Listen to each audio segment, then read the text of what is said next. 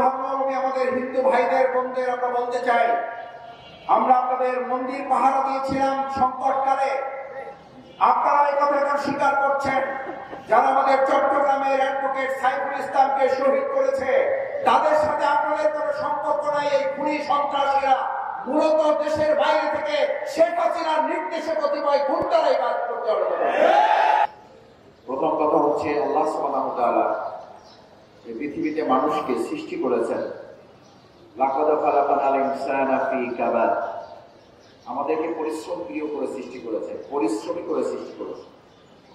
পরিশ্রম করার সক্ষমতা আল্লাহ আমাদেরকে দিয়ে সৃষ্টি করেছে। সেজন্য আমাদেরকে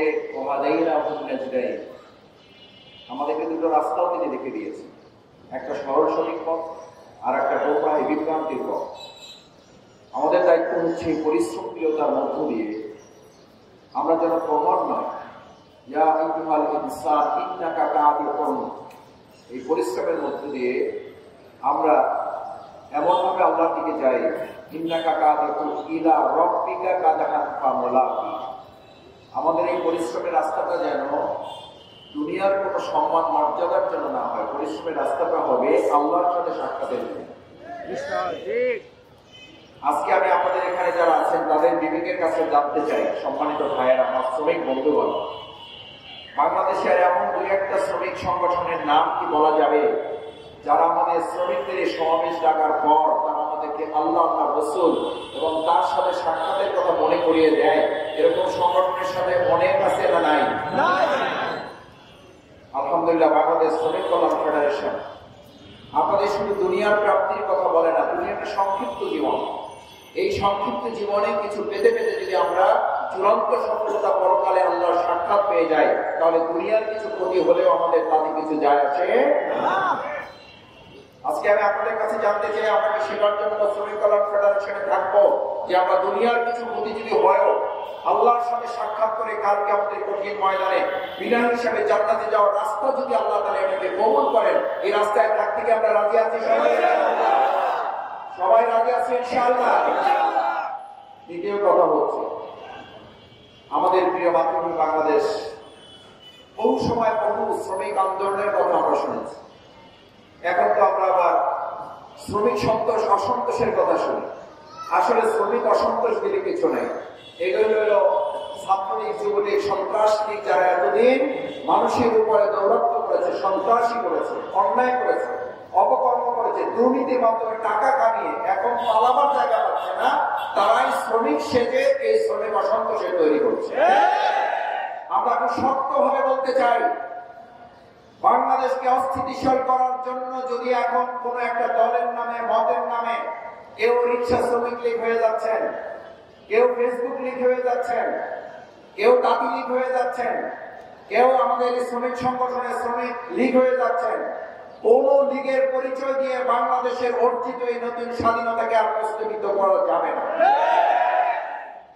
আমরা ভিন্ন ধর্মাবলম্বী আমাদের হিন্দু ভাইদের বোনদের আমরা বলতে চাই, আমরা আপনাদের মন্দির পাহারা দিয়েছিলাম সংকটকালে, আপনারা এই কথাটা স্বীকার করছেন।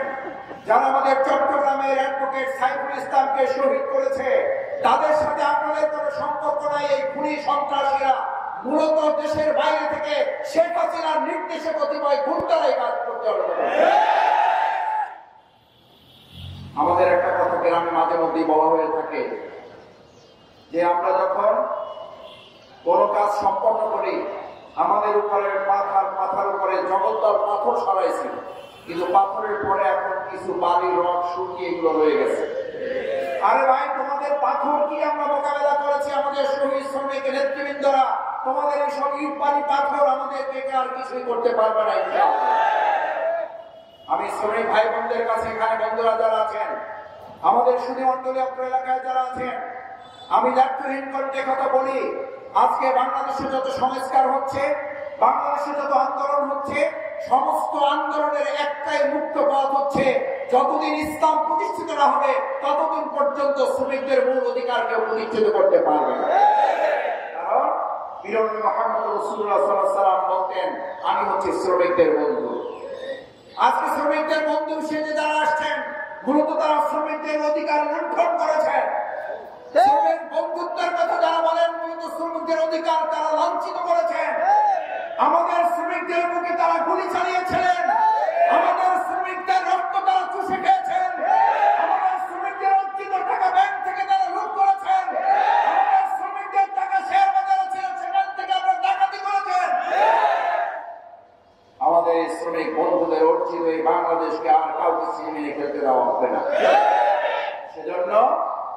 শ্রমিক বন্ধুদেরকে কাজে লাগিয়ে বাংলাদেশের আগামী দিনে কেউ সন্ত্রাসী কার্যক্রম করতে চাইলে অর্জিত এই নতুন স্বাধীনতা যদি কেউ প্রস্তাবিত করতে চায়, আমাদের সেই শ্রমিক প্রিয় ভাইরা যেভাবে জীবন বাজি রেখেছেন, আমাদের ১,৫০০-এর উপরে শহীদ হয়েছেন জুলাই আগস্টের বিপ্লবে, তার মধ্যে অধিকাংশ ভাইরাই কেউ ঠেলাওয়ালা, কেউ মজুরওয়ালা, কেউ ভ্যানে করে তরকারি বিক্রি করতেন, স্ত্রী সন্তানের কাছ থেকে বিদায় নিয়ে গেছেন। আগামীকালকে হয়তো দেখা নাও হতে পারে, কিন্তু দেশকে স্বাধীন করে ঘরে ফিরবো। এই শ্রমিক এবং জনতা যদি সেদিন বিদায় নিয়ে ঘর থেকে ফিরতে পারে, আজকে এখানে যারা এসেছেন তাদের জিজ্ঞেস করতে চাই, নতুন নতুন প্রত্যেক ঘন্টা একটা করে ষড়যন্ত্র হবে, একটা করে জীবন দিয়ে প্রত্যেক ষড়যন্ত্রের জবাব দেওয়ার জন্য রাজি আছে?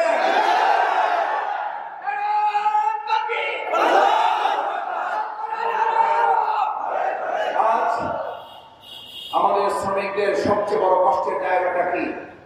আমাদের শ্রমিকদের সবচেয়ে বড় কষ্টের জায়গাটা তারা তাদের শ্রমিক অনুযায়ী মজুরি পায় না। কেন পায় না? দুর্নীতিপরায়ণ একটা রাষ্ট্রে কখনো শ্রমিকদের পরিচিত অধিকার আসতে পারে না। বাংলাদেশ শ্রমিক কল্যাণ ফেডারেশন প্রথমে এই কথা ঘোষণা করতে চায়, আমরা সৎ, যোগ্য, দক্ষ লোক দিয়ে আল্লাহর আইনের ভিত্তিতে দেশ পরিচালিত হবে। আল্লাহ আইনের ভিত্তিতে যে দেশ পরিচালিত হবে, সৎ, যোগ্য, দক্ষ লোক দিয়ে যে দেশ পরিচালিত হবে, সেই দেশে শ্রমিক এবং মালিকের কোনো সংঘর্ষ থাকতে পারে না। কারণ একটু পরে আমরা কি মুসলাত আদায় করার জন্য যে মসজিদে গিয়ে দাঁড়াবো, সেখানে কি ইমাম এই কথা ঘোষণা করবে, মালিক যারা তারা সামনের কাতারে আসেন, শ্রমিক যারা পিছনের কাতারে যান, এটা কি বলা হয়? বাংলাদেশে মসজিদগুলোতে শ্রমিক মালিক এক কাতারে দাঁড়িয়ে কি মুসলাতের যে ট্রেনিং, বাংলাদেশ শ্রমিক কল্যাণ ফেডারেশন অর্থনীতির জগতেও ঠিক মন সম্মান মর্যাদার দিক থেকে মালিক শ্রমিক এক কাতারে দাঁড়িয়ে কাঁধে কাঁধ মিলিয়ে কাজ করার একটা রাষ্ট্র আমরা বাংলাদেশে প্রতিষ্ঠিত করব। সেখানে মালিক এবং শ্রমিকরা একত্রিত হয়ে কাঁধে কাঁধ মিলিয়ে কাজ করবেন, সেই রকম একটা বাংলাদেশ আপনাদের কাছে প্রত্যাশা করে আমি আমার কথা শেষ করছি। সবাইকে ধন্যবাদ জানাচ্ছি, কৃতজ্ঞতা জানাচ্ছি। আসেন সেরকম নতুন বাংলাদেশটাকে আমরা কাজে লাগাই। আসসালামু আলাইকুম ওয়া রাহমাতুল্লাহি ওয়া বারাকাতুহু।